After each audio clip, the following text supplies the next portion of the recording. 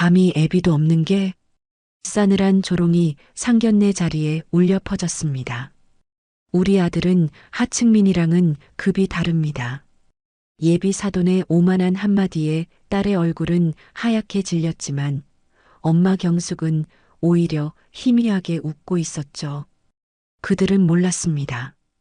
자신들이 내뱉은 말이 20년 전 끔찍한 비극의 방아쇠를 당기게 될 줄은 말이죠.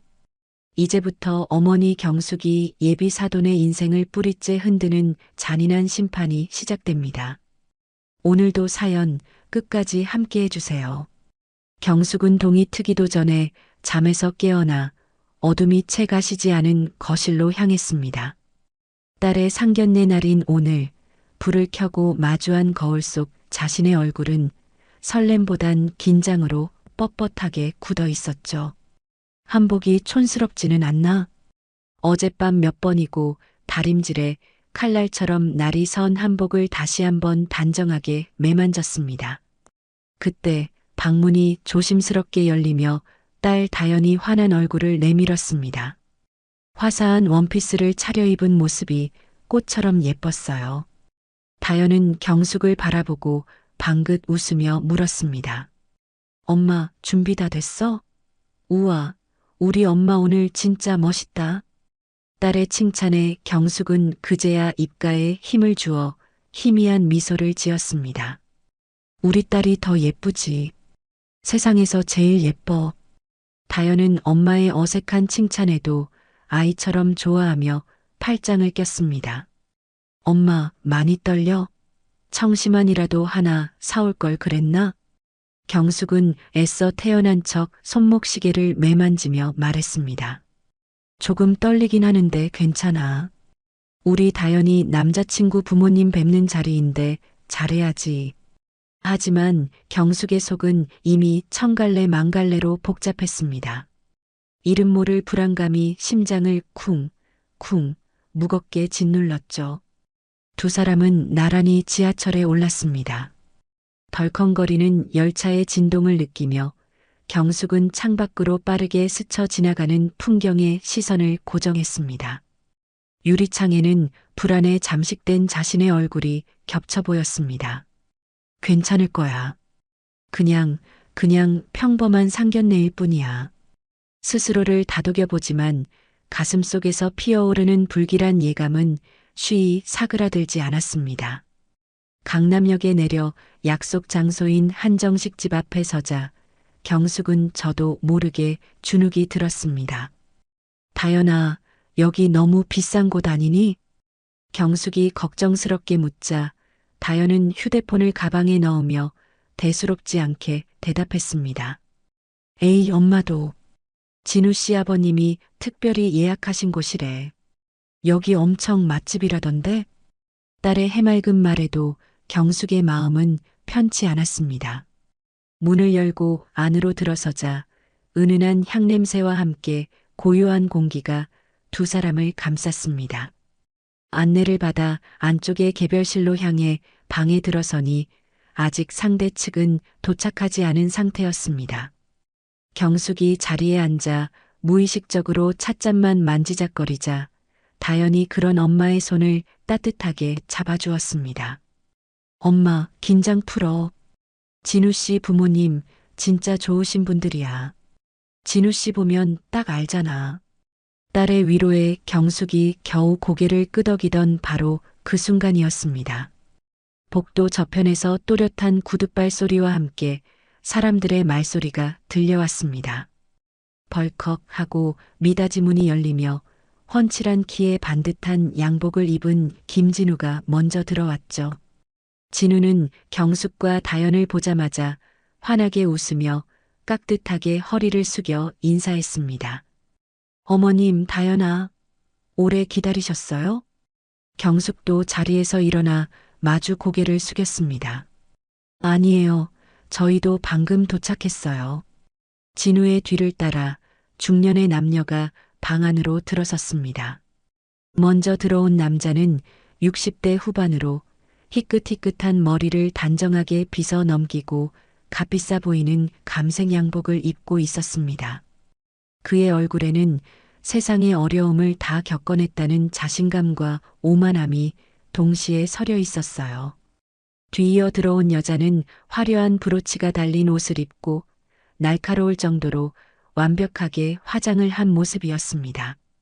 경숙은 자신도 모르게 숨을 멈췄습니다.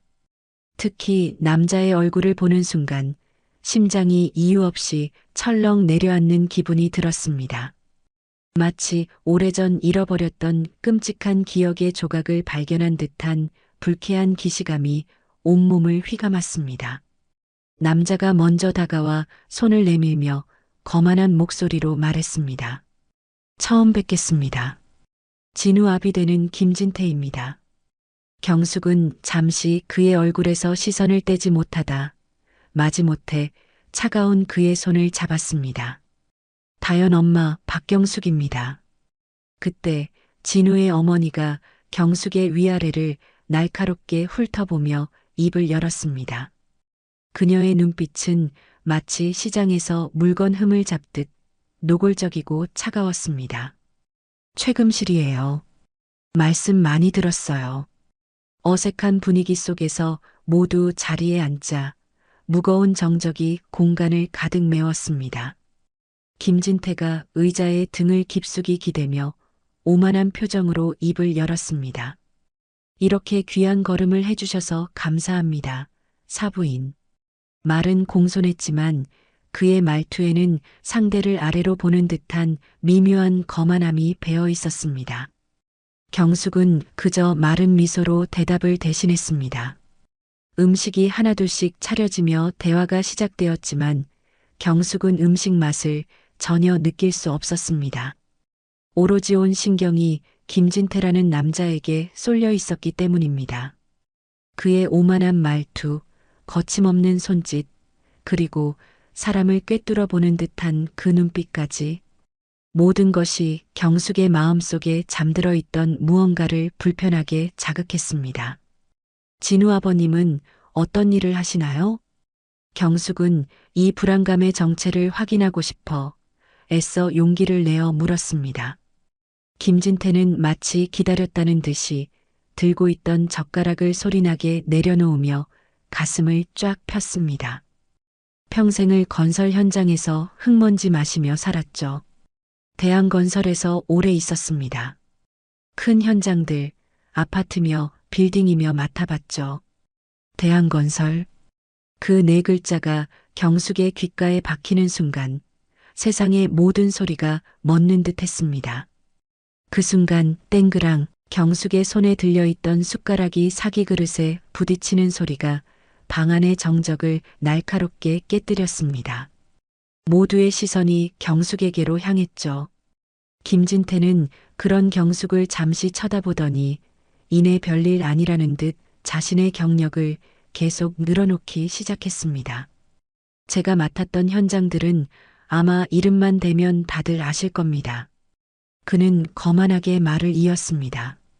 강남 한복판에 우뚝 솟은 가장 높은 빌딩도 제 작품이고 저 신도시 아파트 단지도 제가 올린 겁니다. 경숙은 아무 대답도 할 수 없었어요. 그저 젓가락을 쥔 손에 힘을 주어 분노를 삭일 뿐이었습니다.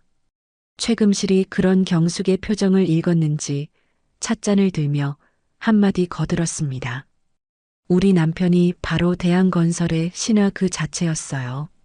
그때 김진태가 냅킨으로 입가를 닦아내며 결정적인 말을 내뱉었습니다. 특히 현장 안전관리는 제 전문 분야였죠. 그때는 제 말 한마디면 모든 게 해결됐습니다. 안전관리. 그 단어가 경숙의 심장을 그대로 관통하는 기분이었습니다. 온몸의 피가 차갑게 식는 것 같았죠. 마침 그때 다영과 진우가 자리에서 일어났습니다. 저희 잠시 화장실 좀 다녀오겠습니다. 두 사람이 방을 나가자 문이 닫히는 소리와 함께 방 안의 공기가 완전히 달라졌습니다. 지금까지의 화기애애한 분위기는 거짓말이었던 것처럼 차갑고 날선 기운만이 남았죠. 사부인. 김진태가 경숙을 부르는 목소리는 싸늘하기 그지없었습니다. 솔직하게 말씀드려도 괜찮겠습니까? 그녀는 천천히 고개를 끄덕이며 대답했어요.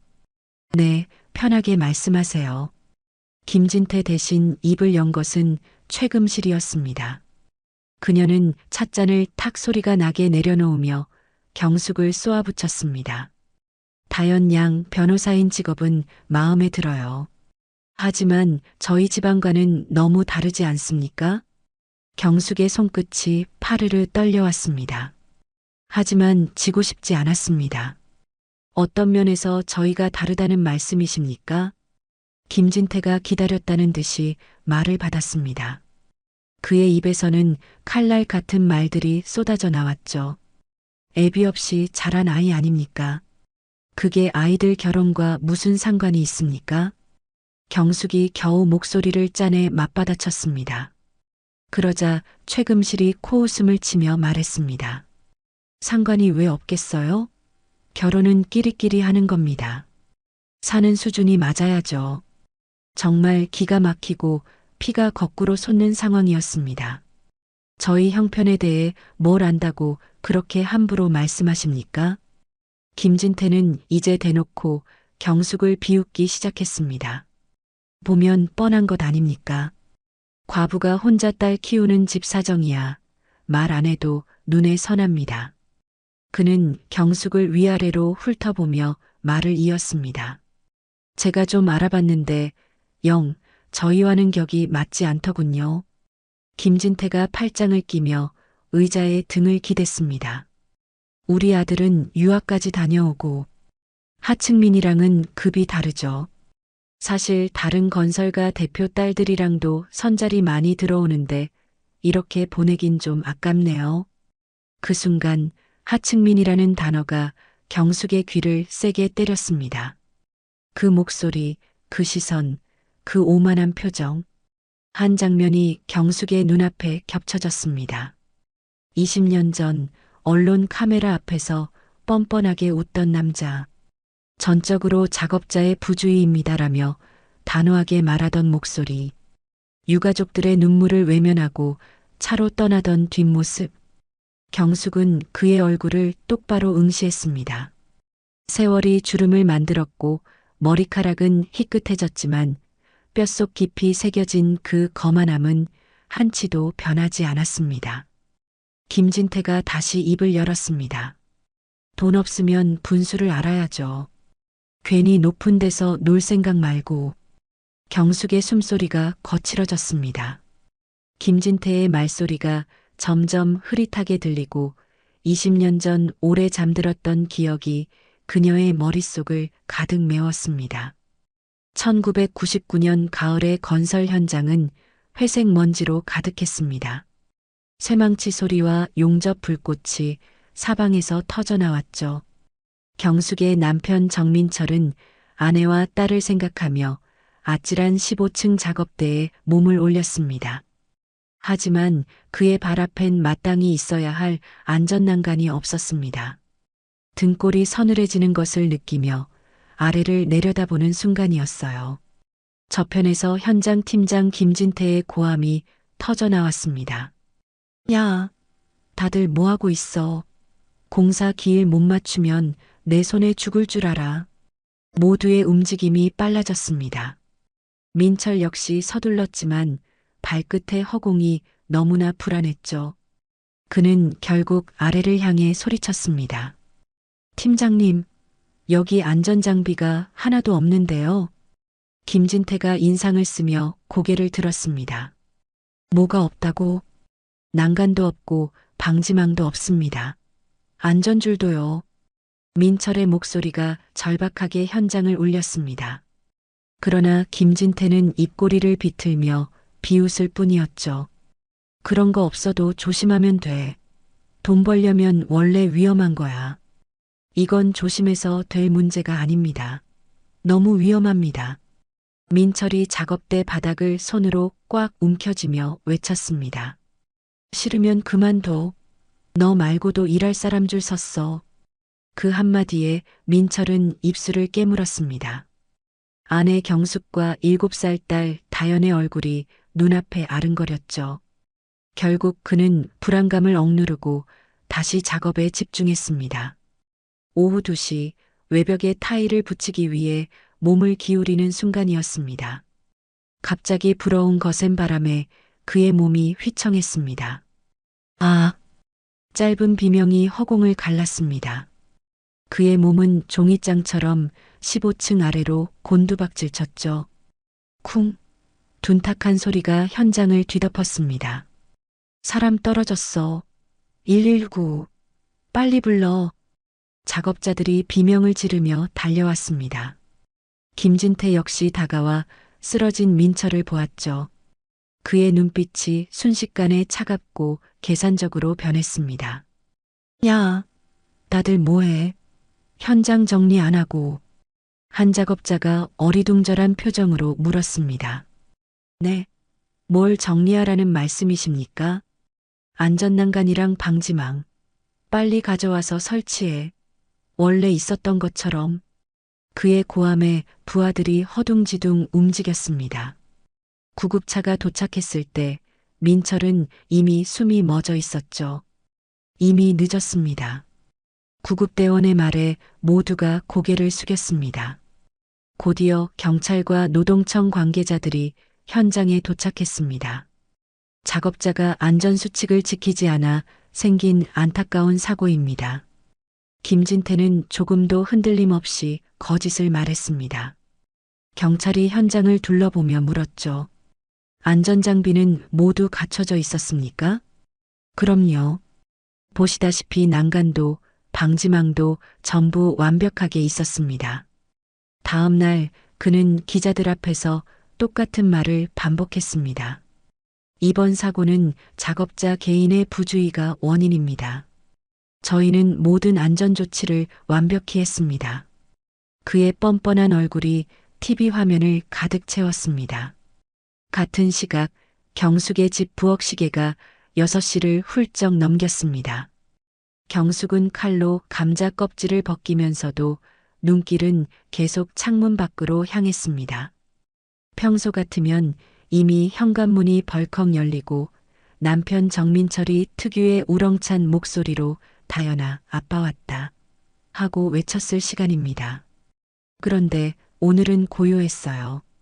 거실 한가운데에 앉아 색칠 공부를 하던 7살 다연이 고개를 들었습니다.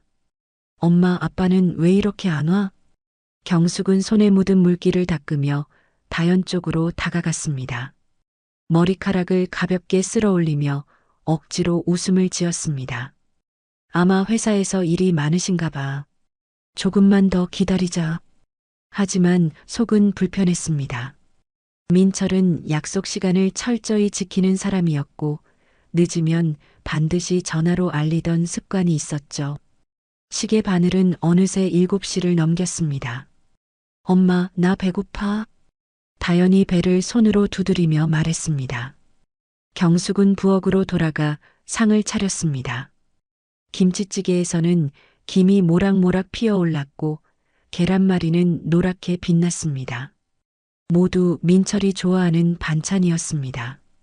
그러나 식탁 맞은편 의자는 여전히 비어 있었습니다.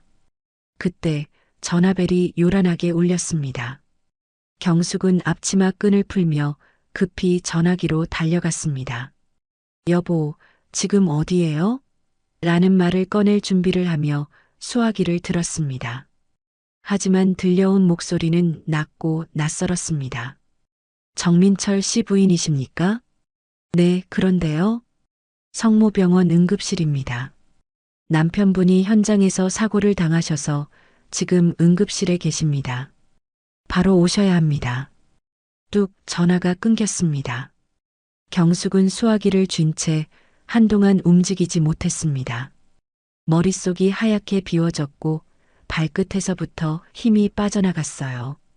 다연이 눈을 동그랗게 뜨고 다가왔습니다.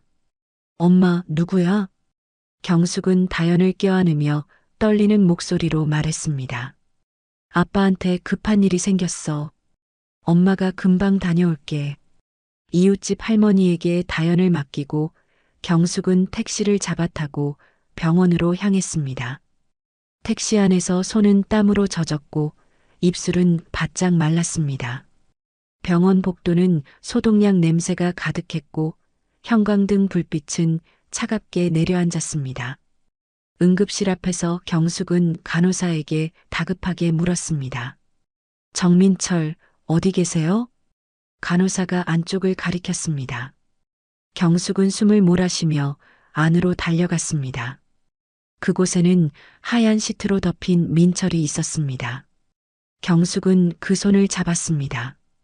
얼음처럼 차가웠습니다. 여보, 일어나요. 나왔어요. 어깨를 흔들었지만 민철은 미동도 없었습니다. 의사가 다가와 경숙의 어깨에 손을 얹었습니다. 유가족이십니까? 현장에서 이미. 경숙은 울음을 삼키며 손을 꼭 잡았습니다. 안 돼요. 다연이가 기다리고 있어요. 일어나야죠. 그러나 민철은 다시 눈을 뜨지 않았습니다. 장례가 끝나고 경숙은 남편의 동료들을 찾아다녔습니다. 그날 난간 없었던 거 맞죠? 제발 진실을 말해주세요. 하지만 돌아오는 대답은 차가웠습니다. 아줌마, 우리도 먹고 살아야 합니다. 잘못 봤어요. 저는 아무것도 모릅니다. 모두가 그녀를 외면했습니다. 변호사 사무실의 문턱은 너무나 높았죠. 증인도 없고 증거도 부족합니다. 소송 비용만 수백만 원이 들 겁니다. 결국 경숙은 모든 것을 포기해야만 했습니다. 그녀는 차가운 바람을 맞으며 조용히 속삭였어요. 미안해요, 여보. 내가 힘이 없어서 정말 미안해요. 그 끔찍했던 기억에서 깨어난 경숙이 김진태를 똑바로 바라보았습니다. 방 안의 공기가 무겁게 내려앉았죠. 대한건설 현장 팀장, 김진태 씨 맞으시죠? 그녀의 목소리는 얼음처럼 차가웠습니다. 김진태가 당황하며 미간을 찌푸렸어요. 저를 아십니까? 모를 수가 없죠. 당신 얼굴을 내가 어떻게 잊겠어요. 경숙의 말에 최금실의 얼굴마저 하얗게 질렸습니다. 20년 전 우리 남편이 15층에서 떨어져 죽던 날 기억나십니까? 김진태의 눈동자가 순간 심하게 흔들렸습니다. 정민철, 그 이름도 기억나시겠죠? 아, 그때 그 일. 김진태가 시선을 피하며 중얼거렸습니다. 경숙은 그 말을 바로 잘라버렸죠. 그때 그 일? 한 가정이 무너진 게 당신에겐 고작 그 일입니까? 그건 작업자 부주의로 생긴 사고잖소? 왜 이제 와서 나한테 책임을 물어? 김진태가 오히려 큰 소리를 쳤습니다. 난간도 안전망도 없이 사람을 올려놓고 부주의라고요? 위험하면 일을 하지 말았어야지. 누가 하라고 등 떠밀었어. 옆에 있던 최금실이 소리를 지르며 거들었습니다. 맞아요. 지난 일을 왜 이제 와서 들먹여요? 증거 있어? 경숙은 최금실을 날카롭게 쏘아봤습니다. 사고 나자마자 안전장비 설치해서 덮어버린 건 기억 안 나시나 보죠? 그건 현장 정리였소. 언론에서 오해하면 곤란하니까. 김진태가 단호하게 대답했습니다. 정말이지 조금도 변하지 않은 모습이었어요. 당신 때문에 내 딸이 20해를 아버지 없이 살았습니다. 그게 왜 내 탓이야? 자기가 떨어져 죽은 걸. 김진태는 그렇게 소리치고는 자리에서 벌떡 일어났습니다. 이런 무례한 자리엔 더 못 있겠군. 갑시다, 여보. 최금실도 경멸의 눈빛을 보내며 남편을 따라 일어섰습니다. 그때 마침 다영과 진우가 방으로 들어왔죠. 아버지, 어머니, 무슨 일이에요? 당장 나와라. 이 결혼 없던 일로 해. 이런 집안이랑 너랑은 안 어울린다. 김진태는 아들의 질문에 차갑게 쏘아붙이며 문으로 향했습니다. 진우가 어쩔 줄 몰라 하며 부모의 뒤를 따라갔고 경숙과 다연에게 죄스러운 듯 고개를 숙였죠. 문이 닫히고 방 안에는 무거운 침묵만이 남았습니다. 김진태 부부가 폭풍처럼 휩쓸고 간 상견례 자리에는 무거운 침묵만이 남았습니다. 먹다 만 음식들은 싸늘하게 식어 이 처참한 상견례의 실패를 증명하고 있었죠. 다연이 보다 못해 어머니의 차가운 손을 조심스럽게 붙잡았습니다. 엄마, 대체 무슨 일이야? 왜 저분들이 저렇게 갑자기? 경숙은 대답이 없었습니다. 그녀의 시선은 굳게 닫힌 문에 못 박혀 있었죠. 그 눈에는 아직도 활활 타오르는 분노가 담겨 있었습니다. 집에 가서 이야기하자. 경숙이 겨우 내뱉은 한마디는 무척이나 차가웠어요. 아니, 지금 이야기해줘. 이대로 집에 가면 저 답답해서 잠도 못 잘 것 같아. 엄마. 다연이 거의 울먹이며 매달렸습니다. 경숙이 천천히 고개를 돌려 딸을 바라보았습니다. 그녀의 눈가에 팬 깊은 주름이 오늘따라 더욱 슬퍼 보였죠. 지금은 아니야. 일단 나가자. 그 단호한 한마디에 다연은 더 이상 아무것도 물을 수 없었습니다. 두 사람은 계산을 마치고 식당을 나왔습니다. 밤거리에 두 사람의 발걸음 소리만이 또박또박 공허하게 울려 퍼졌죠. 지하철에서도 집으로 걸어오는 길에서도 모녀는 한마디도 하지 않았습니다. 경숙의 얼음장 같은 표정이 다연의 모든 질문을 막아서고 있었습니다. 집에 도착하자마자 다연은 그대로 자기 방으로 들어가 버렸어요. 그날 이후로 며칠이 흘렀습니다. 다연은 애타는 마음으로 진우에게 수십 통의 전화와 문자를 보냈습니다. 하지만 그는 마치 세상에 없는 사람처럼 아무런 답이 없었죠. 피가 마르는 것 같은 일주일이 지났을 때였습니다. 갑자기 울리는 벨소리에 다연의 심장이 쿵 하고 내려앉았습니다. 화면에 뜬 김진우라는 이름. 그녀는 떨리는 손으로 급하게 통화 버튼을 눌렀습니다. 진우 씨, 괜찮아요? 왜 이렇게 연락이 안 됐어요? 수화기 너머로 들려온 그의 목소리는 낯설 만큼 낮고 무거웠습니다. 다연아, 미안해. 뭐가 미안해요? 일단 무슨 일인지 말부터 해봐요. 네. 그게 부모님께서. 진우는 한참이나 말을 잇지 못했습니다. 부모님이 뭐라고 하셨는데요? 잠깐의 침묵 후 그는 가장 잔인한 말을 꺼냈습니다. 우리 결혼은 힘들 것 같아. 순간 세상의 모든 소리가 멎는 것 같았습니다. 다연의 얼굴에서 핏기가 사라지고 손끝이 차갑게 식어갔죠. 들고 있던 휴대폰이 금방이라도 떨어질 듯 위태롭게 흔들렸습니다. 네, 그게 갑자기 무슨 말이에요? 왜요? 부모님 반대가 너무 심해. 나도 어쩔 수가 없어. 그의 목소리에는 일말의 싸울 의지조차 느껴지지 않았습니다. 상견례 때 우리 엄마가 혹시 실수한 거 있어요? 제발 말 좀 해줘요, 진우 씨. 아니, 그런 게 아니야. 나도 이유는 잘 몰라. 그냥 안 된대. 정말 무책임하고 비겁한 대답이었습니다. 그럼 우리끼리 만나서 얘기해요. 이건 분명 오해가 있는 거예요. 다연의 목소리는 절박함에 점점 떨려 나왔습니다. 하지만 진우의 대답은 그녀의 마지막 희망마저 꺾어버렸죠. 미안해, 다연아. 나는 부모님 뜻을 거스를 자신이 없어. 그럼 진우 씨도 나랑 헤어지고 싶다는 거예요. 지금? 다연의 눈가가 뜨겁게 달아올랐습니다. 그런 건 아니지만 어쩔 수 없잖아. 결국 미안해 라는 마지막 말과 함께 전화는 끊어졌습니다. 뚝 하는 소리와 함께 다연의 세상도 함께 끊어져 버린 것 같았어요. 왜 갑자기? 다연은 끊어진 휴대폰을 든 채 그 자리에 주저앉았습니다. 참았던 눈물이 본물 터지듯 쏟아져 내렸죠. 그녀의 서러운 울음소리가 방 안을 가득 메웠습니다. 그때 방문이 열리며 경숙이 들어왔습니다. 바닥에 무너져 우는 딸의 모습을 본 경숙의 가슴 역시 무너져 내렸죠. 경숙은 말없이 다연의 옆에 앉아 가녀린 등을 가만히 쓸어주었습니다. 엄마, 흐흑, 진우 씨가 헤어지재. 이유도 말 안 해주고.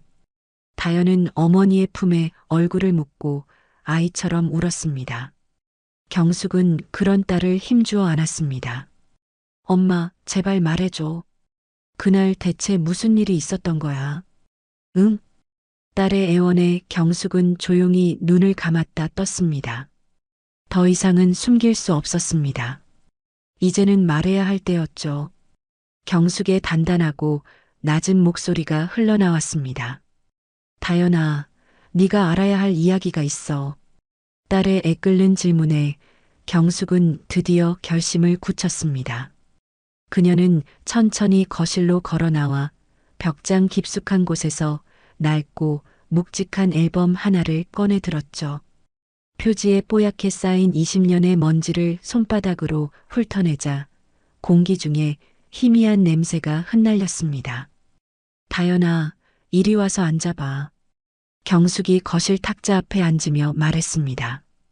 그 목소리에는 더 이상 슬픔이 아닌 단단한 결의가 서려 있었어요. 엄마가 너한테 꼭 해야 할 이야기가 있다. 다연은 붉게 충혈된 눈가를 소매로 훔치며 엄마의 곁으로 다가왔습니다.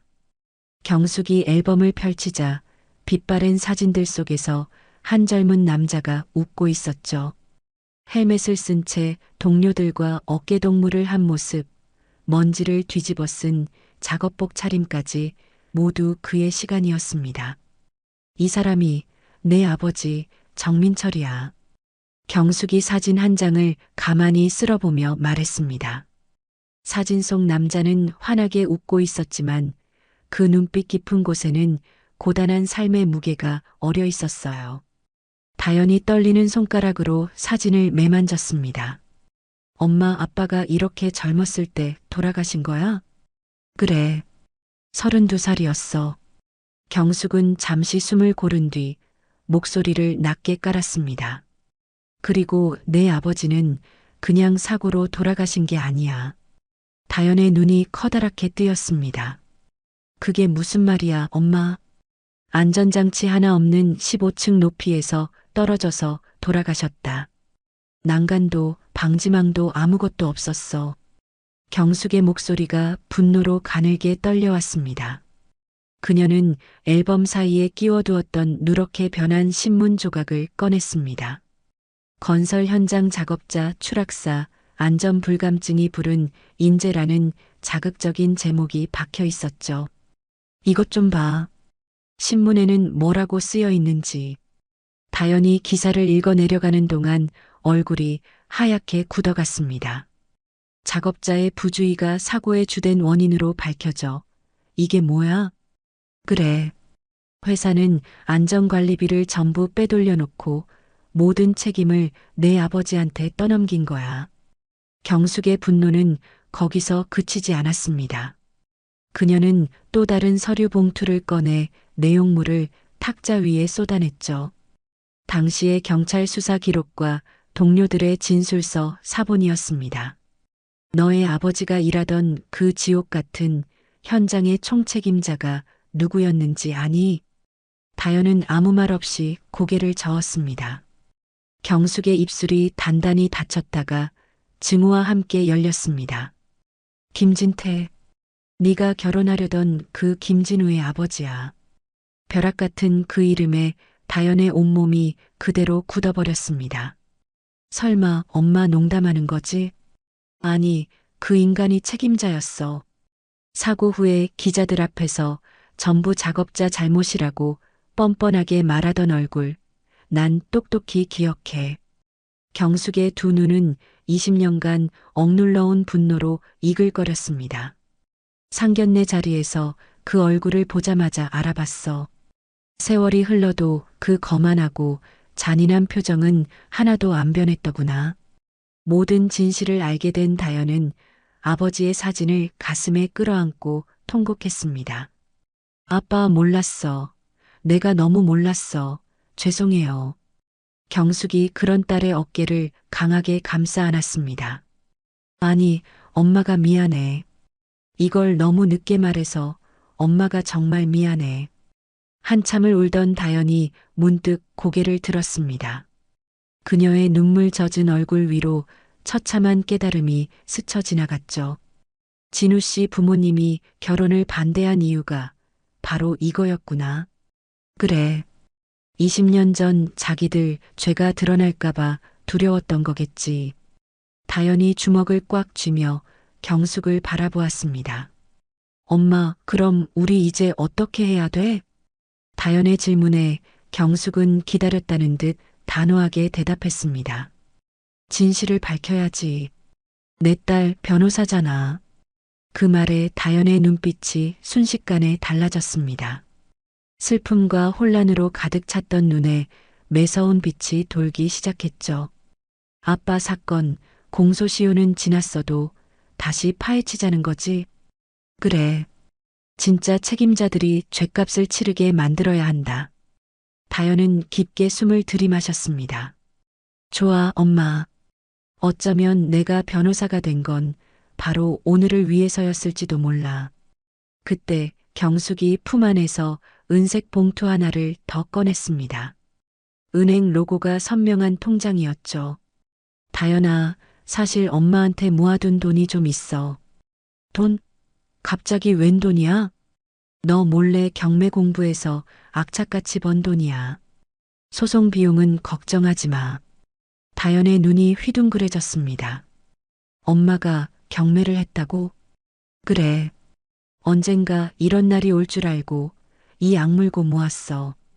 경숙이 통장을 탁자 위에 탁 소리나게 올려놓으며 그녀의 기억은 남편이 죽고 난 뒤로 흘러들어갔습니다. 남편이 떠나고 세상에 오직 어린 딸과 단둘이 남겨졌던 바로 그 시절이었죠. 그녀의 생존을 위한 투쟁은 그때부터 시작되었습니다. 새벽 4시 지긋지긋한 어둠 속에서 경숙은 번쩍 눈을 떴습니다. 알람이 울리기도 전이었지만 그녀의 몸은 이미 고된 하루를 시작할 준비를 마친 상태였어요. 남편 없는 세상에서의 아침은 언제나 이렇게 소리 없이 찾아왔습니다. 경숙은 잠든 다연이 깰까봐 발 뒤꿈치를 들고 살금살금 부엌으로 향했습니다. 삐걱거리는 낡은 냉장고 문을 열자 차가운 불빛이 텅 빈 내부를 비췄죠. 그 안에는 달걀 2개와 씌어빠진 김치 반통, 그리고 어제 먹다 남은 찬밥 한 덩이가 전부였습니다. 후, 짧은 한숨을 내쉰 그녀는 달걀 하나를 깨서 작은 계란말이를 부쳤습니다. 고소한 냄새가 허기진 새벽 공기를 채웠어요. 남은 한 알은 내일 아침을 위해 냉장고 가장 깊숙한 곳으로 조심스럽게 밀어 넣었습니다. 방으로 돌아온 경숙은 다연의 작은 어깨를 가만히 흔들었습니다. 우리 공주님 일어나야지. 학교 가야지. 다연이 졸린 눈을 비비며 몸을 일으켰습니다. 그리고는 매일 아침처럼 경숙의 가슴을 후벼 파는 질문을 던졌죠. 엄마, 아빠는 오늘 와? 경숙은 순간 숨을 멈췄습니다. 그녀는 애써 미소를 지으며 다연의 머리를 부드럽게 쓸어 넘겼어요. 아빠는 오늘도 하늘나라에서 우리 다연이 매일매일 지켜보고 계시지. 다연을 학교에 데려다 준 뒤 경숙은 곧장 일터로 향했습니다. 10,000원 지하철에 몸을 싣고 40분이 넘는 시간을 꼼짝없이 서서 가야만 했죠. 단돈 몇백 원이라도 아끼기 위해 그녀는 단 한 번도 자리에 앉는 법이 없었습니다. 오전 8시 그녀는 공장의 전자부품 조립 라인 앞에 섰습니다. 하루 종일 허리를 숙이고 작은 나사를 조이는 일은 어깨와 허리를 끊어질 듯 아프게 했습니다.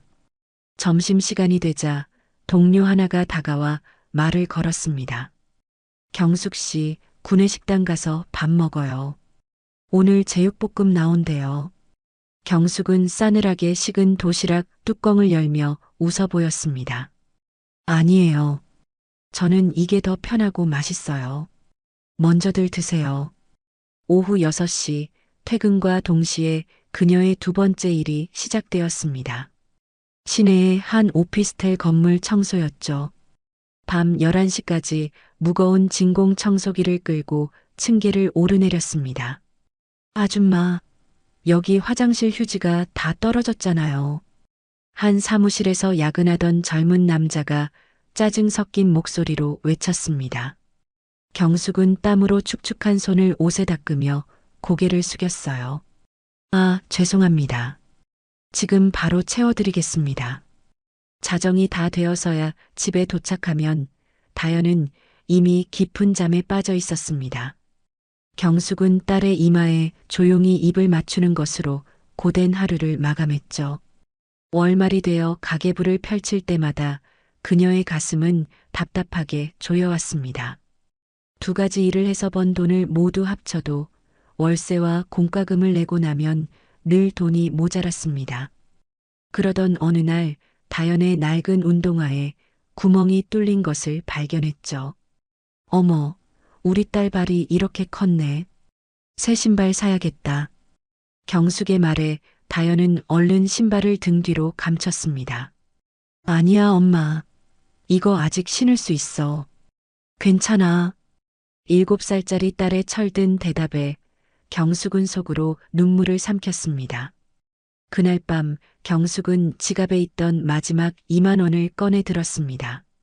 동네 신발 가게를 전부 돌아다닌 끝에 가장 값싼 운동화 한 켤레를 살 수 있었죠. 며칠 뒤에는 다현이가 밤새 고열로 끙끙 앓았습니다. 경숙은 아이를 업고 한밤중에 병원 응급실로 달려갔습니다. 급성 편도염이네요. 진료비는 1만 5천 원입니다. 의사의 말에 경숙은 주머니 속 동전까지 탈탈 털어 겨우 병원비를 냈습니다. 집으로 돌아와 딸의 이마에 물수건을 올려주며 경숙은 나지막이 속삭였습니다. 괜찮아. 다 괜찮아질 거야. 그녀는 결코 무너지지 않겠다고 목숨을 걸고 딸을 지켜내겠다고 다짐하고 또 다짐했죠. 그렇게 세월이 흘렀습니다. 경숙의 손은 굳은 살로 거칠어졌고 눈가에는 깊은 주름이 자리 잡았습니다. 하지만 그녀의 딸 다현은 그 모진 세월 속에서도 밝고 건강하게 자라주었죠. 경숙은 거울 속 늙어버린 자신을 보며 중얼거렸습니다. 그래, 박경숙. 조금만 더 버티자. 아직 끝난 게 아니야. 그렇게 하루하루를 전쟁처럼 버텨내던 어느 날이었습니다. 퇴근길에 무심코 들여다본 우편함에 큼지막한 회색 봉투 하나가 꽂혀 있었죠. 시청 토지보상과라는 낯선 발신처에 경숙은 고개를 갸웃했습니다. 집으로 들어온 그녀는 부엌 의자에 앉아 조심스럽게 봉투를 뜯었습니다. A4 용지 가득 딱딱한 글씨들이 적혀 있었어요.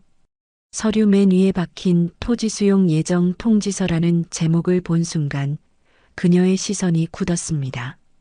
돌아가신 부모님이 물려주신 시골의 쓸모없던 땅이 도로 건설 계획에 포함되었다는 것이었습니다. 그녀는 마지막 장을 넘기다 말고 숨을 멈췄습니다. 보상금 총액이 적힌 곳에 믿을 수 없는 숫자가 찍혀 있었죠. 3천만 원? 경숙은 저도 모르게 소리를 내어 금액을 확인했습니다. 눈을 비비고 몇 번을 다시 봐도 3천만 원이라는 글씨는 또렷하기만 했습니다. 그녀는 잠시 멍하니 앉아 있었습니다. 며칠 뒤 경숙은 가장 깨끗한 옷으로 갈아입고 시청으로 향했습니다. 모든 서류 절차를 마친 그녀의 발걸음은 은행으로 이어졌죠. 창구 직원이 통장과 함께 확인 도장을 찍어주며 말했습니다. 3천만 원 방금 입금 처리되었습니다. 고객님. 경숙은 떨리는 손끝으로 통장을 받아들었습니다. 평생 통장에서 구경도 못 해본 숫자가 찍혀 있었죠. 그 순간 어깨를 짓누르던 무거운 짐이 조금은 가벼워지는 기분이었습니다. 다현아, 엄마 왔다. 오늘 우리 치킨 먹자. 집에 들어서자마자 경숙이 활기차게 외쳤습니다. 숙제를 하던 다연이 토끼처럼 동그래진 눈으로 엄마를 쳐다봤어요. 엄마, 치킨은 비싸잖아. 오늘은 아주 특별한 날이야. 엄마 지갑에 햇빛이 쨍하고 들었거든. 그날 저녁 모녀는 정말 오랜만에 기름 냄새 가득한 치킨을 앞에 두고 웃음꽃을 피웠습니다. 하지만 그 기쁨은 그리 오래가지 않았네요. 밀린 전기세, 가스비, 그리고 다연의 학원비까지 여기저기 돈 나갈 곳을 정리하다 보니 통장의 숫자는 눈에 띄게 줄어들고 있었습니다. 그녀의 마음 한구석에서 불안감이 스멀스멀 피어올랐죠. 이렇게 큰 돈도 마음 먹고 쓰면 금방 사라지는구나. 바로 그때 경숙의 머릿속에 번개 같은 생각이 스쳐 지나갔습니다. 그래, 땅이 돈이 되는 거였어. 그냥 쥐고 있으면 사라질 돈을 불려야만 해. 다음 날 경숙은 동네 부동산 사무소에 들어섰습니다. 벽에 붙어 있던 전단지 하나가 그녀의 눈길을 사로잡았죠. 소액으로 시작하는 부동산 경매 투자 설명회. 사장님, 저건 뭐예요? 경숙이 전단지를 가리키며 묻자 부동산 사장이 서류에서 눈을 떼고 대답했습니다.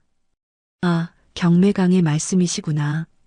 요즘 저게 인기예요. 적은 돈으로도 시작할 수 있거든요. 대신 공부는 아주 많이 하셔야 합니다. 그날 밤 경숙은 컴퓨터 앞에 앉아 부동산 경매를 검색했습니다. 화면 가득 성공 사례와 어려운 법률 용어들이 쏟아져 나왔죠. 권리 분석? 유치권? 이게 다 무슨 소리야? 머리는 아팠지만 그녀는 책을 덮지 않았습니다. 오히려 서점으로 달려가 경매 관련 책을 모조리 사들였죠. 밤늦게까지 형광펜으로 밑줄을 긋고 노트에 빼곡히 옮겨 적으며 악착같이 공부했습니다. 일주일 뒤 경숙은 경매 강의실 맨 앞자리에 앉아 있었습니다. 강사가 열정적으로 외치는 소리가 귀에 꽂혔어요. 여러분, 경매는 도박이 아닙니다. 철저한 분석과 준비만이 성공을 보장합니다. 한 달 후 경숙은 법원 경매실에 서 있었습니다. 수많은 사람들 틈에서 그녀는 차분하게 직접 작성한 입찰서를 제출했죠. 보상금의 일부를 떼어낸 1,300만 원짜리 작은 상가였습니다. 며칠 뒤 전화벨이 울렸습니다. 축하드립니다. 최고가 매수인으로 낙찰되셨습니다. 수화기 너머의 목소리를 듣는 순간 경숙은 숨을 삼켰습니다. 그녀는 벽에 걸린 남편의 사진을 보며 나지막이 속삭였죠. 여보, 나 잘할 수 있겠지? 하늘에서 꼭 좀 지켜봐줘. 오랜 세월 절망으로 가득했던 그녀의 눈빛이 마침내 희망으로 반짝이고 있었습니다. 첫 경매로 낙찰받은 상가를 팔아 세금을 제하고도 200만 원이라는 돈이 손에 들어왔습니다. 그날 밤 경숙은 낡은 부엌 의자에 앉아 한참 동안 통장을 들여다보았죠. 땀 흘려 공부한 시간이 처음으로 결실을 맺는 순간이었습니다. 그래, 이제 시작이야. 그녀는 조용히 중얼거렸습니다. 책상 위는 각종 부동산 시세표와 법원 공고문으로 가득했어요. 경숙은 밤이 깊어가는 줄도 모르고 다음 목표물을 분석하기 시작했습니다. 두 번째 도전은 작은 아파트였습니다. 6달 뒤 그녀는 500만 원의 수익을 올렸죠. 거실로 나온 다연이 책상에 산더미처럼 쌓인 서류를 보며 말했습니다. 엄마, 요즘 엄마 책상은 완전 사무실 같아. 경숙이 환하게 웃으며 대답했습니다. 우리 딸만 공부하는 게 아니거든. 엄마도 매일 시험 치는 기분으로 하고 있어. 세 번째, 네 번째 경매도 연달아 성공했습니다. 통장에 찍히는 숫자는 점점 커졌지만 그녀의 생활은 조금도 달라지지 않았죠. 그녀는 여전히 낡은 가방을 메고 버스로 다녔습니다. 수익금은 한 푼도 허투루 쓰지 않고 대부분 재투자에 사용했네요. 그러던 어느 날 저녁 경숙은 다연의 밥상에 따끈한 미역국을 올려주며 말했습니다. 다연아, 이제부터는 동네에서 제일 좋은 학원에 다니자. 숟가락을 들던 다연이 깜짝 놀라 눈을 크게 떴습니다. 엄마, 거기 엄청 비싼데 괜찮아? 그럼 괜찮고 말고. 우리 딸 공부하는데 돈 걱정하게 할 순 없지. 경숙이 다연의 머리를 쓰다듬으며 말했습니다.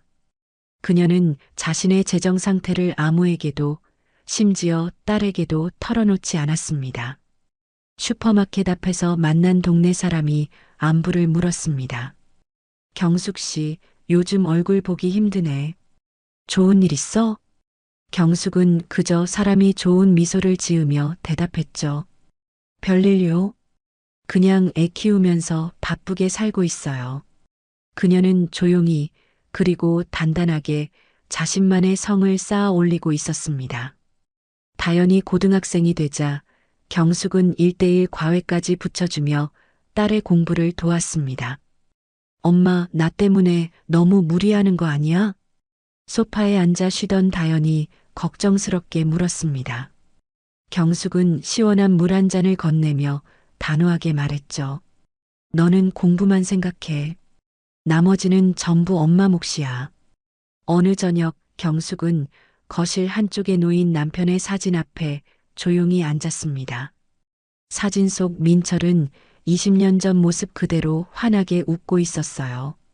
여보, 우리 다연이 정말 훌륭하게 잘 자라고 있어. 당신 딸 아니랄까봐 마음도 어찌나 고운지. 그녀는 사진을 한참 동안 바라보다 나지막이 덧붙였습니다. 당신 목까지 내가 더 노력해서 세상에 꼭 필요한 사람으로 키워낼게. 대학 입시를 앞둔 어느 날 다연이 불쑥 말했습니다. 엄마, 나 법학과에 가고 싶어? 경숙이 놀란 눈으로 딸을 바라봤습니다. 법학과? 갑자기 왜? 변호사가 될 거야. 힘없고 억울한 사람들 편에 서서 싸워주는 그런 변호사.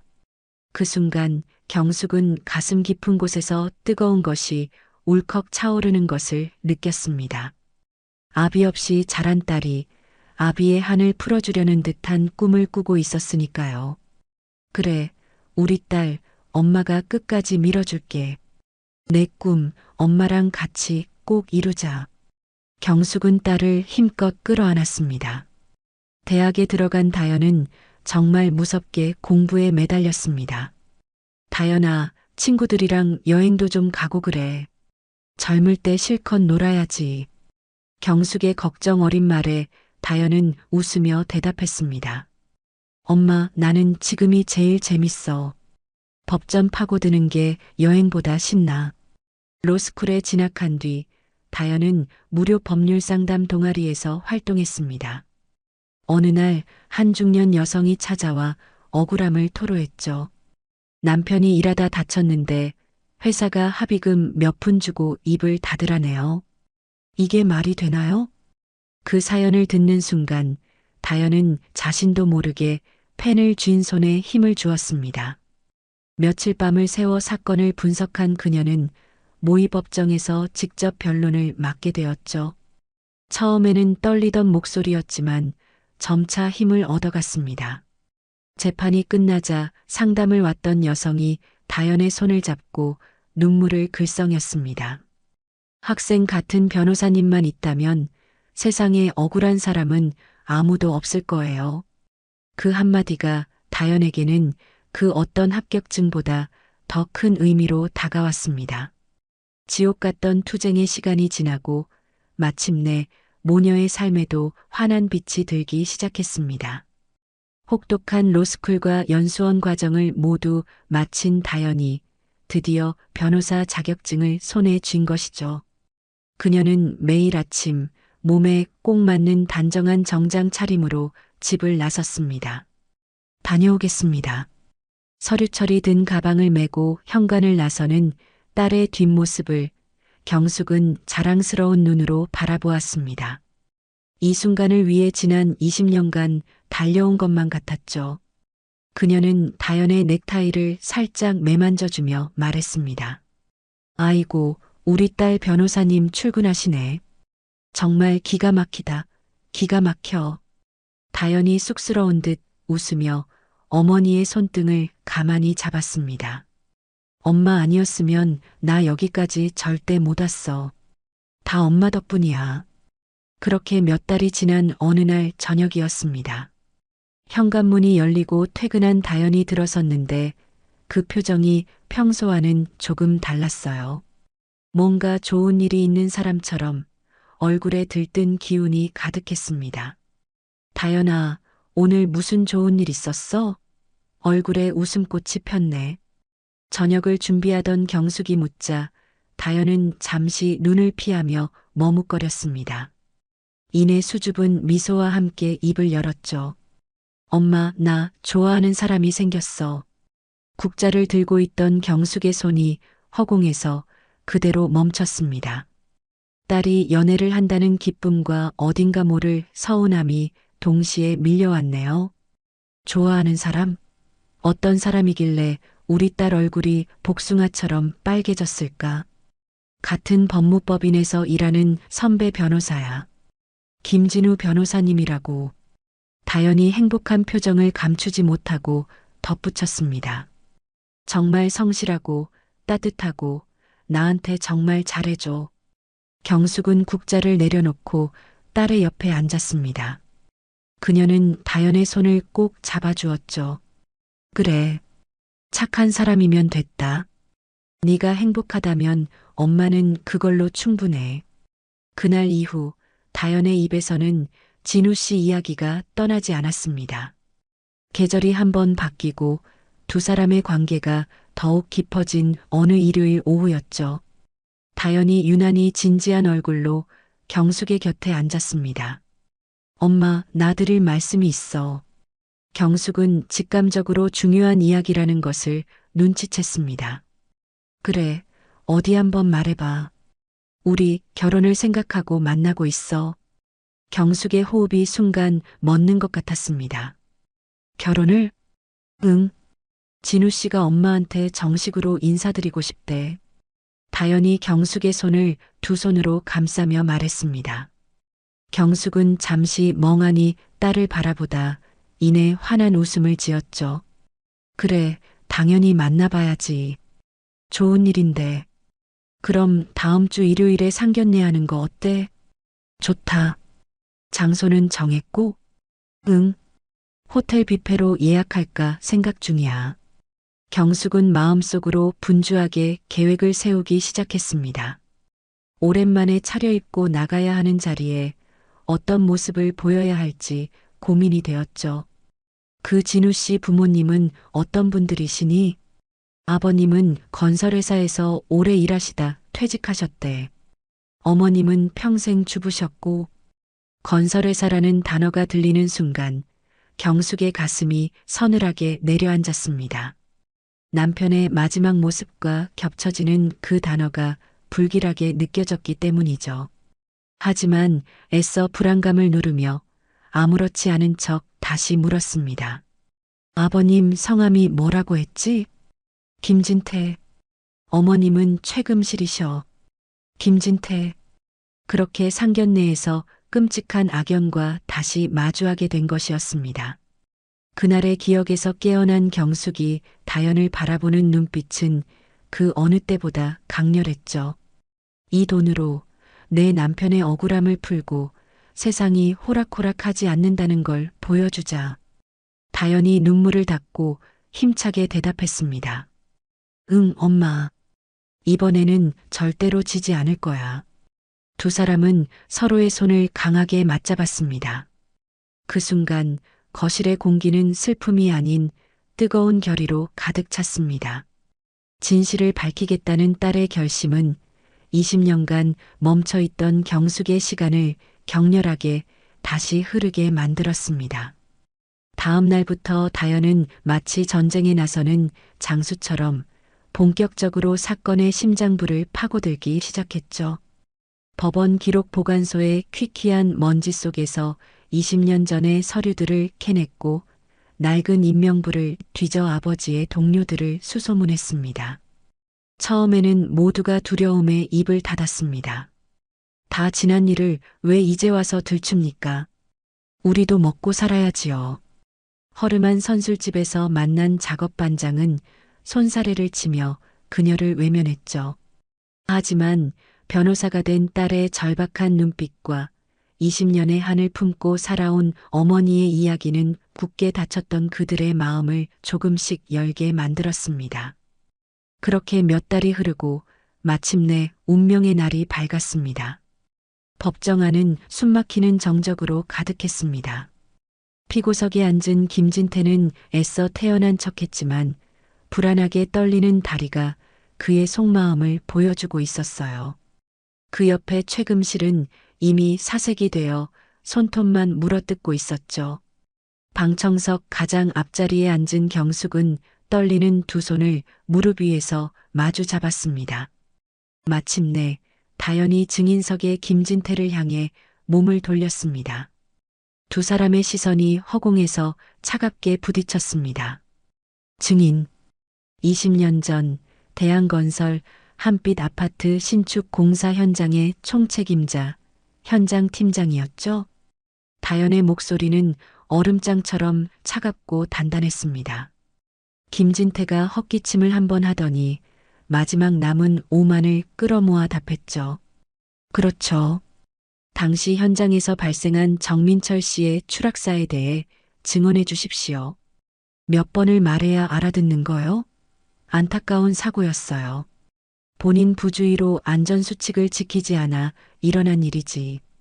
그 뻔뻔한 대답에 방청석 여기저기서 낮은 탄식이 흘러나왔습니다. 다연은 조금도 흔들리지 않고 다음 서류를 꺼내 들었죠.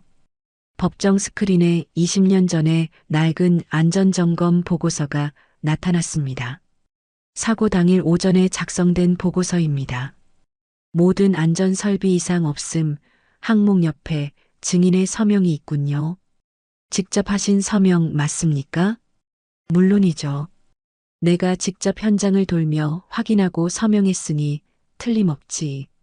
그렇다면 증인은 지금 15층 외벽 작업 구간의 안전난간과 추락 방지망 역시 완벽하게 설치되어 있었다고 법정에서 증언하시는 겁니다. 그렇다니까? 김진태가 짜증 섞인 목소리로 외치는 바로 그 순간이었습니다. 재판장님, 음성 증거자료 2호를 재생해 주시기 바랍니다. 스피커에서 거친 남자의 목소리가 울려 퍼졌습니다. 선술집에서 만났던 그 작업 반장이었죠. 거짓말, 새빨간 거짓말이요. 그날 난가는커녕 아무것도 없었어요. 민철이 그 양반이 팀장님, 이러다 사람 죽습니다 하고 애원까지 했다니까요. 근데 김진태, 그 양반이 뭐라고 했는 줄 아시오? 그런 거 설치할 시간 있으면 벽돌 한 장이라도 더 날라. 하고 소리 지르는 걸 내 두 귀로 똑똑히 들었구먼요. 생생한 증언에 법정은 그대로 얼어붙었습니다. 김진태의 얼굴이 하얗게 질리다 못해 잿빛으로 변했죠. 거짓말이야. 저 영감탱이가 돈이라도 받아 처먹고 거짓말하는 거야. 김진태가 벌떡 일어나 발악했습니다. 상대 측 변호인이 급하게 이의를 제기했죠. 재판장님, 20년 전의 기억에 의존한 신빙성 없는 증언입니다. 기각합니다. 증언 청취를 계속합니다. 재판장의 엄한 목소리가 모든 소음을 끊었습니다. 다연은 무너져가는 그를 차갑게 응시하며 마지막 증거를 꺼내 들었습니다. 이번에는 회계장부였어요. 증인은 안전설비에 예산을 아끼지 않았다고 했습니다. 하지만 이 장부를 보시죠. 다연이 펜으로 스크린의 한 부분을 가리켰습니다. 안전관리 예산 수천만 원이 업무 추진비라는 정체불명의 이름으로 빠져나간 기록이 선명했죠.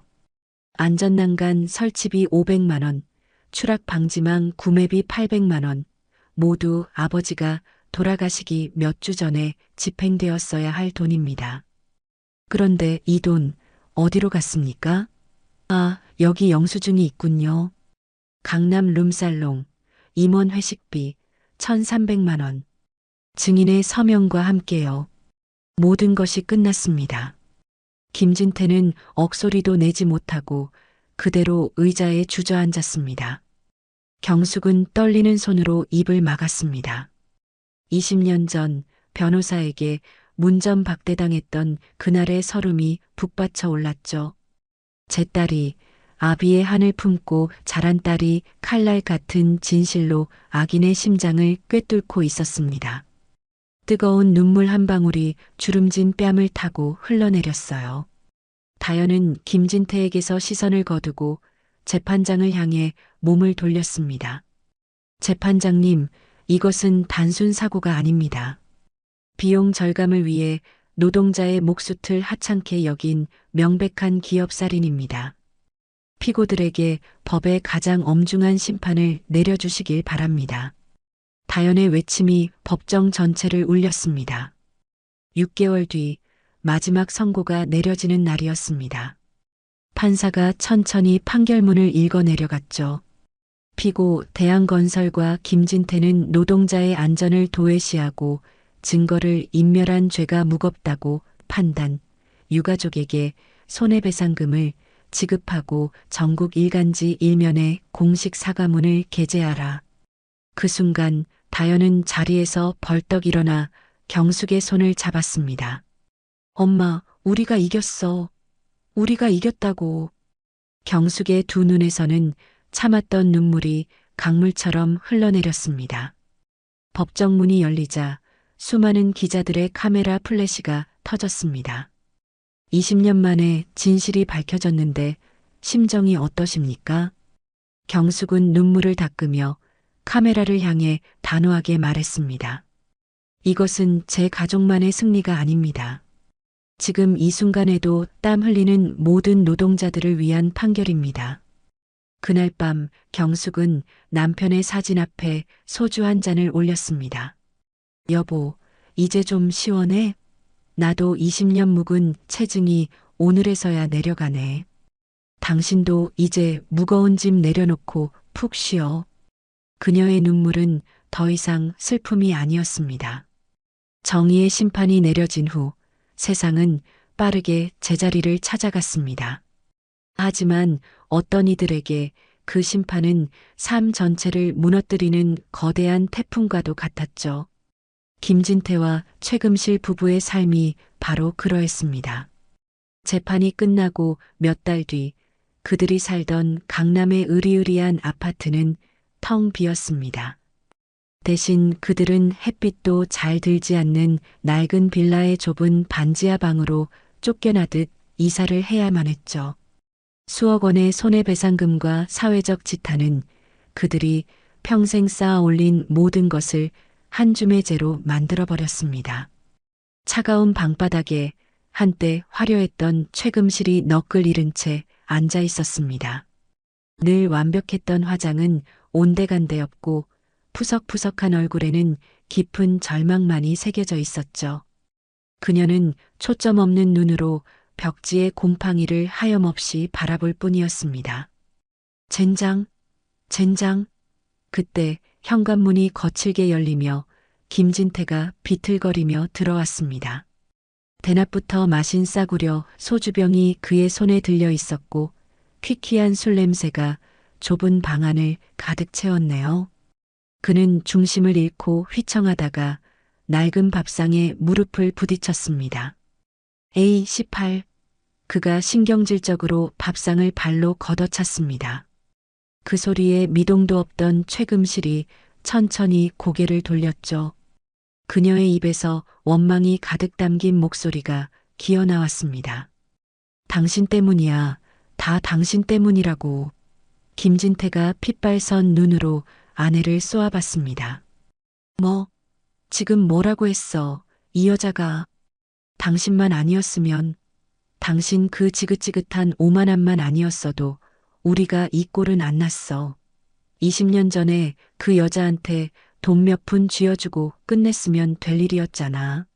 최금실이 악을 쓰며 소리쳤습니다. 그녀의 얼굴이 증오로 흉하게 일그러졌죠. 아, 이제 와서 내 탓을 해? 그 여자네 집안 무시하고 하층민이라고 깔본 게 누구였는데. 김진태도 지지 않고 맞받아쳤습니다. 당신이 그 상견례 자리에서 그 여자 속만 긁지 않았어도 일이 이렇게까지 커지진 않았어. 뭐라고? 그럼 우리 진우를 그런 근본도 없는 집에 장가보내? 당신은 자존심도 없어. 자존심? 그놈의 자존심이 지금 우리를 이 반지하 방구석으로 몰아넣은 거야. 이 멍청한 여자야. 두 사람은 서로를 잡아먹을 듯이 노려보며 저주를 퍼부었습니다. 한때는 서로의 탐욕과 허영을 채워주던 최고의 동지였지만 모든 것을 잃은 지금은 서로의 실패를 증명하는 끔찍한 거울일 뿐이었습니다. 우리 진우는 내 아들은 어떡하고 당신이 내 아들 인생까지 망쳤어. 최금실이 가슴을 치며 오열하기 시작했습니다. 내 아들이 아니라 내 아들이야. 그리고 그놈은 이미 우리한테 등 돌렸어. 다 당신 때문이야. 그들의 추악한 싸움에는 어떤 해결책도 없었습니다. 오만함의 대가는 이토록 비참하고 씁쓸했죠. 최금실의 울음소리가 신경질적으로 변해갈 무렵 김진태는 더는 싸울 기운도 없다는 듯 소주병을 입에 털어 넣었습니다. 그는 텅 빈 눈으로 허공을 바라보며 중얼거렸어요. 다 끝났어. 이제 다. 그들의 화려했던 시절은 이제 다시는 돌아오지 않을 과거일 뿐이었습니다. 한때 세상을 다 가진 듯 거만하게 굴었던 부부는 이제 서로를 탓하며 무너져 내리는 일 말고는 할 수 있는 게 아무것도 없었죠. 정의의 심판은 그렇게 그들의 삶을 가장 비참한 방식으로 끝맺고 있었습니다. 일주일 후 다연은 가방에서 두꺼운 사건 파일을 꺼내 책상 위에 내려놓았습니다. 휴대전화를 집어들고 속도감 있게 번호를 눌렀습니다. 선배, 저 다연이에요. 이번 사건 이겼습니다. 그런데 여기서 멈추면 안 될 것 같아요. 전화를 받은 상대가 의아한 목소리로 물었습니다. 왜? 다 끝난 거 아니었어. 다연은 의자를 당겨 앉으며 한숨을 내쉬었습니다. 아버지 사건은 끝났지만 억울한 피해자들이 너무 많아요. 산업재해 전담팀을 만들 겁니다. 같이 하실래요? 그날 저녁 작은 회의실 불이 환하게 켜졌습니다. 네모난 테이블 주변에 변호사, 노무사, 산업안전 전문가 5명이 둘러앉았습니다. 각자 노트북을 켜고 커피잔에서 김이 피어올랐습니다. 서류 더미 위에는 현장 사진, 안전 점검표, 법률 서류가 뒤엉켜 있었습니다. 다연이 자리에서 일어나 두 손을 테이블에 짚었습니다. 사건마다 이유는 달라도 뿌리는 같습니다. 비용 절감, 공사 기간 압박, 책임 회피, 이 악순환을 끊으려면 우리가 나서야 합니다. 변호사 한 명이 안경을 고쳤으며 고개를 끄덕였습니다. 현장 경험 있는 전문가랑 같이 하면 힘이 배가 될 거예요. 다연은 미소 대신 날카로운 눈빛으로 대답했습니다. 그래서 우리가 모여 있는 거잖아요. 우리가 한번 해봐요. 회의실 공기는 묵직했지만 모두의 눈빛 속에는 결심이 서려 있었습니다. 서류를 넘기는 소리와 키보드 두드리는 소리가 밤늦도록 이어졌습니다. 이틀 뒤 다연은 회색 하늘 아래 펼쳐진 부두에 발을 내렸습니다. 바람이 불 때마다 선박 부품들이 덜그럭거리는 소리가 들렸습니다. 조선소는 사고 이후로 유령선처럼 조용했고 먼지가 바람에 날려 그녀의 눈가를 스쳤습니다. 변호사님, 이쪽으로 오세요. 사고 현장입니다. 현장 관리자가 녹슨 철문을 끄르륵 소리를 내며 열었습니다. 문을 지나서자 금속이 타는 매캐한 냄새가 코를 찔렀습니다. 바닷바람에 섞인 철의 냄새가 목구멍 깊숙이 박혔습니다. 다연은 노란 헬멧을 쓰고 부서진 철골 사이로 조심스럽게 걸어갔습니다. 발밑에서는 깨진 유리가 바스락거렸고 검게 탄 자국들이 바닥 곳곳에 흉터처럼 남아 있었습니다. 한쪽 구석에는 찢어진 작업복이 버려져 있었습니다. 저기요, 김 반장님. 다연이 메모장을 꺼내며 생존자에게 다가갔습니다. 사고 전에 기계에서 이상한 소리가 났다고 하셨죠? 김 반장이 머리를 긁적이며 고개를 끄덕였습니다. 아, 네, 그날 아침부터 삑삑 소리가 계속 났어요. 마지막엔 쾅 하고 터지기 전에 불꽃이 팍팍 튀었거든요. 그런데 안전점검은 왜 안 하셨나요? 다연이 펜을 톡톡 두드리며 물었습니다. 김 반장이 웃음을 씁쓸하게 지었습니다. 점검? 그런 거 없었어요. 회사에서 빨리빨리 일만 하라고 했지. 언제 점검 시간을 줬나요? 며칠 후 법정 안은 숨막히는 긴장감으로 가득했습니다. 다연이 목격자 진술서와 두꺼운 장비 결함 보고서를 재판부 앞에 내려놓았습니다. 상대편 변호사가 벌떡 일어서며 소리쳤습니다. 재판장님, 이건 명백한 작업자 과실입니다. 안전수칙을 지키지 않은 노동자들 탓이에요. 다연이 차분히 테이블 위 서류를 펼쳤습니다. 파란색 펜으로 밑줄 그어진 부분들이 선명했습니다. 과실이라고요? 다연이 목소리를 높였습니다. 여기 보세요. 안전점검 기록이 전부 조작되어 있습니다. 3개월 전부터 점검을 한 번도 안 했는데 이상 없음이라고 적어놨네요. 재판장이 안경을 고쳤으며 서류를 살펴봤습니다. 다연이 또 다른 서류를 탁 내려놓았습니다. 그리고 이건 회계장부입니다. 안전관리비 3천만 원을 빼돌려서 임원 회식비로 썼어요. 방청석에서 웅성거리는 소리가 일었습니다. 뭐라고? 안전비를 회식비로? 세상에, 그러니까 사고가 났지. 상대편 변호사의 얼굴이 새파랗게 변했습니다. 그건 잠깐 확인해 보겠습니다. 다연이 마지막 카드를 꺼냈습니다. 마지막으로 이건 회사 내부 고발자가 몰래 녹음한 임원회의 녹음 파일입니다. 법정 안의 스피커를 통해 목소리가 울려 퍼졌습니다. 안전점검? 그딴 거 하지 마. 시간만 낭비야.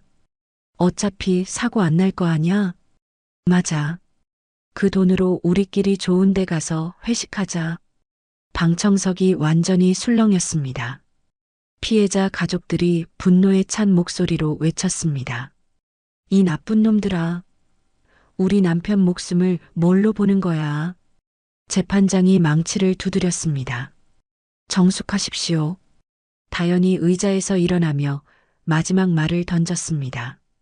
재판장님, 이게 단순한 작업자 과실인지 아니면 회사의 조직적인 안전 무시인지 이제 명확해졌습니다. 상대편 변호사는 말 한마디 못하고 고개만 숙이고 있었습니다. 재판장이 서류를 정리하며 중얼거렸습니다. 이 정도면 충분한 증거로 보이는군. 방청석이 술렁였고 재판장의 손이 판결문 위로 멈췄습니다.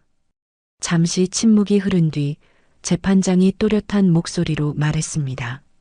원고 승소, 피고는 전액 배상하라. 그 순간 방청석의 시선이 다연을 향했습니다. 다연은 고개를 숙이며 숨을 깊게 들이마셨습니다. 이번만큼은 진실이 이겼습니다. 그 다음 사건은 한밤중에 벌어진 물류창고 화재였습니다. 다연은 잿더미 위를 걸으며 녹아내린 스프링클러 잔해를 살폈습니다. 그날 비상구가 잠겨 있었어요. 우리 애가 거기서. 한 어머니가 울음을 참으며 다연의 소매를 붙잡았습니다. 다연은 그 손을 꼭 잡았습니다. 걱정 마세요. 꼭 밝혀내겠습니다. 조사 끝에 드러난 건 충격적이었습니다. 창고 소유주가 보험금을 노리고 소방 점검 보고서를 조작했던 겁니다. 법정에서 다연은 영상 자료를 재생했습니다. 화면 속에는 연기 속에서 비상구 문을 두드리는 노동자들의 모습이 그대로 담겨 있었습니다. 방청석에서는 탄식이 터져 나왔습니다. 이게 과실입니까? 아니면 살인입니까? 다연의 목소리에 판사의 손이 서류 위에서 멈췄습니다. 다연의 사무실 책상 위에는 하루가 멀다 하고 새로운 사건 서류가 쌓였습니다. 농촌 비닐하우스에서의 열사병 사망, 고층 외벽 청소 중 추락, 공장의 유독가스 중독. 하루하루가 싸움의 연속이었습니다. 경숙도 딸 곁에서 부지런히 움직였습니다. 진술은 제가 같이 준비해 드릴게요. 힘드시면 잠깐 쉬시죠. 경숙이 유가족에게 따뜻한 차를 내밀며 말했습니다. 그 따뜻함 덕분에 피해자 가족들은 불안 속에서도 버틸 수 있었습니다. 전국에서 사건 의뢰가 몰려오자 다연은 지방 출장까지 마다하지 않았습니다. 차창 밖으로 스쳐가는 풍경 속에서 그녀의 눈빛은 변함없이 날카로웠습니다. 봄날 오후 다연은 한 판결문을 손에 들고 사무실 문을 열었습니다. 경숙이 서류를 받아들고 천천히 펼쳤습니다. 두 사람의 손끝이 닿았습니다. 엄마, 우리 잘하고 있는 거죠? 다연이 웃으며 물었습니다. 경숙은 고개를 끄덕이며 말했습니다. 그래, 내 아버지도 하늘에서 웃고 계실 거야. 창밖 햇살이 두 사람의 얼굴을 비추고 있었습니다. 그들의 발걸음은 이번엔 두려움이 아닌 확신으로 향하고 있었습니다. 오늘 이야기 어떠셨나요? 혹시 끝까지 함께 해주신 분이 계시다면 잘 들었다고 댓글 하나만 남겨주세요. 여러분에게도 따뜻하고 빛나는 날들이 찾아올 거예요. 구독과 좋아요는 다음 이야기를 이어가는 큰 힘이 됩니다. 지금까지 오늘도 사연이었습니다. 더 깊고 따뜻한 이야기로 다시 찾아뵐게요. 편안한 하루 보내세요. 감사합니다.